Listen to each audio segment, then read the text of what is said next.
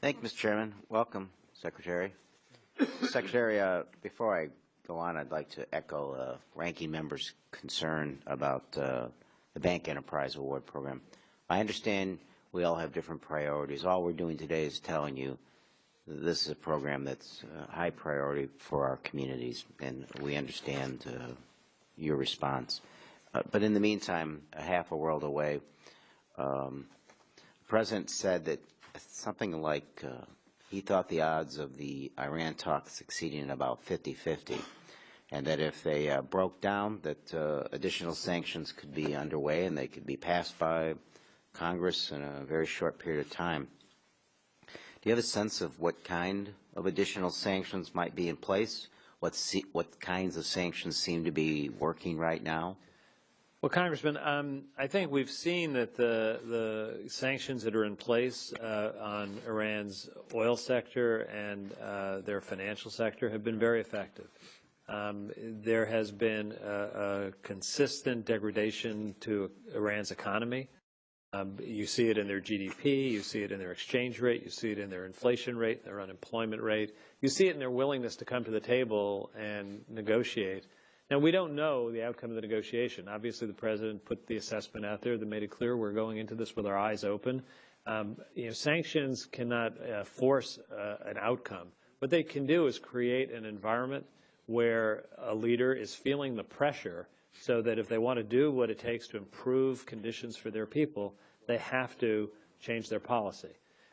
If, in fact, the negotiations don't succeed, we will look for other means to tighten the pressure, working with the world community, because one of the reasons that the Iran sanctions have been so successful is that we have not been alone. We've worked with most of the rest of the world to have it be a sanctions system that has very little leakage.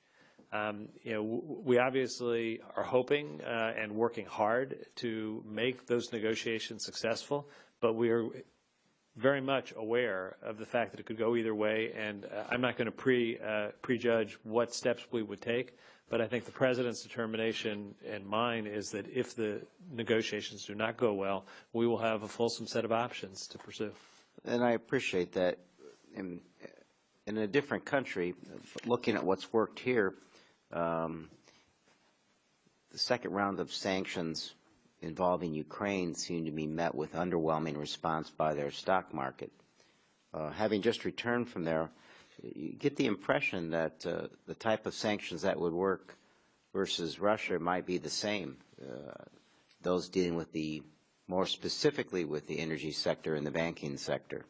Have those been considered, or is this an issue with the European Union? Well, Congressman, obviously they've been considered because the President's signed an executive order that creates the authority for us to designate sectors to make the determination that that's the appropriate step.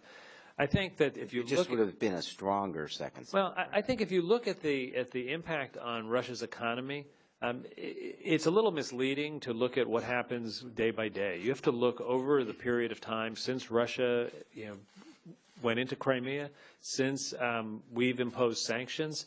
There has been a quite substantial deterioration in Russia's already weak economy.